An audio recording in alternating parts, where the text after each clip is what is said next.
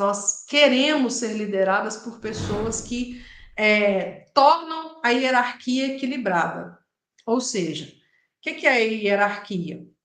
A hierarquia é pai e filho, né? Você faz a hierarquia conforme a gente vê no dia a dia: diretor, gestor, gerente, coordenador, supervisor, operacional. Gente, essa hierarquia, ela não é inventada, não. Ela já vem de algum tempo e no Brasil, por exemplo, é a estrutura mais comum dentro das empresas que tiveram origem familiar. Empresas que originaram de uma família e que hoje ainda são regidas por uma família, elas têm essa hierarquia, que é uma pirâmide, né? Poucos que estão aqui em cima e muitos que estão aqui embaixo. Essa é a formatação de empresas de origem familiar no Brasil. Existem outros modelos? Existem. Existe o modelo matricial, que é por projeto. Existe o modelo que é horizontal, que é muito comum nas startups. Mas o modelo de grande parte das indústrias no Brasil é um modelo de hierarquia vertical. Uma pirâmide.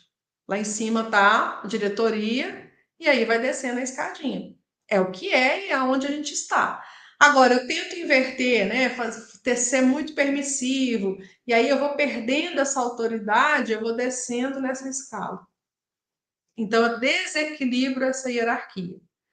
Ah, Aline, mas eu queria tanto que fosse um ambiente mais colaborativo, do tipo uma startup. Gente, não vamos confundir alhos com bugalhos, pelo amor de Deus. Colaboração a gente pode fazer em qualquer lugar. Agora, um sistema horizontal de hierarquia, ou seja, onde a hierarquia ela é horizontalizada, todos têm o mesmo nível de responsabilidade e de poder de veto, né, ou de voto, é completamente diferente. E aí algumas pessoas começam a confundir esses conceitos e querem levar para dentro de uma fábrica, numa estrutura extremamente verticalizada, eu ser o amiguinho de todo mundo, eu ser aquele gestor permissivo, aquela gestora permissiva. Como diz a minha mãe, tudo tem limite, inclusive na nossa gestão tem que ter os limites bem definidos. Então, esse é o primeiro ponto, que é o ponto assim, elementar para que a gente possa realmente não deixar que essa nossa necessidade, muitas vezes, de ser acolhido, de ser aceito, de ser amado ou amada, faça com que a gente perca a autoridade dentro da fábrica. Então, nesse caso, a gente não está só fazendo com que a gente tenha limites, a gente está, inclusive, obedecendo uma hierarquia, né, que faz todo sentido pelo formato das empresas que a gente tem no Brasil. O modelo matricial, que é conhecido mais em joint ventures, né, empresas que são de fusões de empresas e de projetos, elas têm. Projeto é que manda, ou seja, as pessoas que estão no projeto é que têm poder sobre direção, poder sobre tomada de decisão das coisas. Não necessariamente quem está mais acima do que o outro na hierarquia.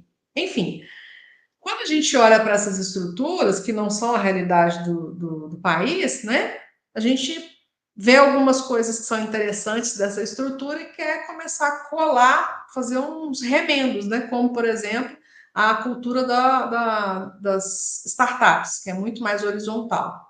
E isso não cabe. Hierarquia é top-down mesmo. E para gente que está dentro dessa hierarquia, ou seja, nós estamos ali no meio, né?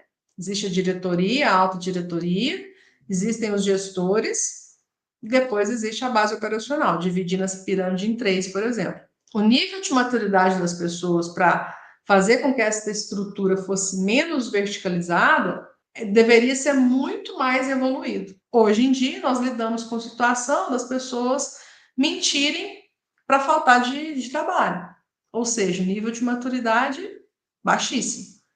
Nós estamos falando da realidade da indústria. A realidade da indústria ainda é receber atestado, né? E às vezes tem uns atestados que são fantasiosos. A gente tem, né, graças a Deus, muita coisa que ainda né, não vamos falar em 95% ok, verdade, mas a gente ainda tem uns 5% aí que são questionáveis. Quem vive na indústria vê isso com muita frequência, infelizmente. Qual o nível de maturidade que a gente está lidando? Para querer fazer uma estrutura horizontal, onde todas as pessoas têm o mesmo nível de responsabilidade, de tomada de decisão. Nós temos que ir para um outro nível, um outro patamar para chegar nesse ponto. Então, entender como funciona essa escala ou essa hierarquia ajuda muito a entender que nós não podemos ser gestores permissivos a ponto das pessoas fazerem o que quiser. Tem um exemplo de uma empresa que eu atendi, o gestor tinha pavor de conversar com as pessoas. Ele era aquele estilo paisão, muito paisão mesmo. Tudo que acontecia, ele queria dar um jeitinho, fazer alguma coisa para resolver. E aí ele não dava feedback, por exemplo, de correção. Ele, quando tinha um problema lá de a pessoa faltar, inventava qualquer desculpa, ele abonava o dia. Enfim, ele ia fazendo da forma que fosse todo mundo acolhido. O que acontecia como resultado? Mais de 20% de turnover.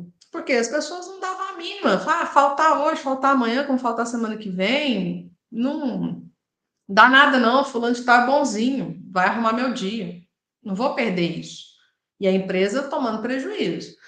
Vou faltar, porque ele é de boa demais, ele coloca lá no banco de horas. Não, eu vou faltar, não tem problema, ele não fala nada mesmo, a gente volta a trabalhar, não fala nada. Ele só quer produzir, não quer nem saber se a gente está indo ou não está indo, ele só quer fazer o que tem que ser feito e pronto, acabou. Essas eram algumas frases que os funcionários falavam sobre a mesma pessoa.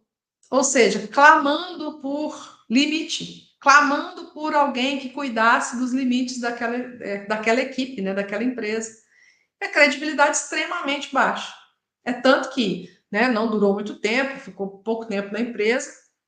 E quando ele tentava ser firme, gente, era um desastre, porque é igual quando o pai, que é muito permissivo, inventa de querer ser firme, a criança vai lá dar seu show, sua pirraça, fica tudo certo. Ela volta a ter o domínio completo da situação. E era o que acontecia, infelizmente, até que ele foi desligado da empresa. Depois que ele saiu, assumiu uma nova gestora, que inclusive é aluna do programa de aceleração de gestores. E assim, a postura dela é extremamente diferente. Ela coloca os limites, já tem 3 meses que ela está como gestora, então a equipe já está num outro formato.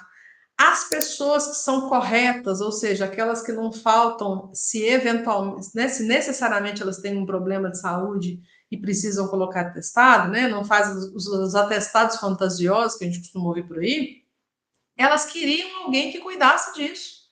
Porque, poxa, eu vou lá, trabalho super corretamente, vou lá, faço o meu, aí falta 3, 4 pessoas no meu setor, eu tenho que trabalhar mais, e depois essa pessoa não perde nada e eu fico trabalhando por ela. Então a sensação de quem trabalha corretamente fica muito ruim. E aí elas clamam por pessoas que façam o cumprimento das regras. E foi ótimo, porque a maioria das pessoas ainda era desse nível de estar correto, ser correto, querer ficar na empresa, querer fazer o melhor para a empresa. A equipe é outra agora, porque agora tem limite, porque agora eles realmente sabem até que ponto eles podem ir com essa gestora, o quão flexível ela é. Então, eles vão testando, inclusive, quando você chega num cargo, numa nova equipe, a primeira coisa que a equipe faz é testar você. Vai testar se você é permissivo, se você é mais rígido, se você é aberto ao diálogo, ou se você não é aberto ao diálogo. Tudo isso eles vão testar. Se você conhece, se você tem conhecimento suficiente para estar ali, tudo isso aí vai ser testado.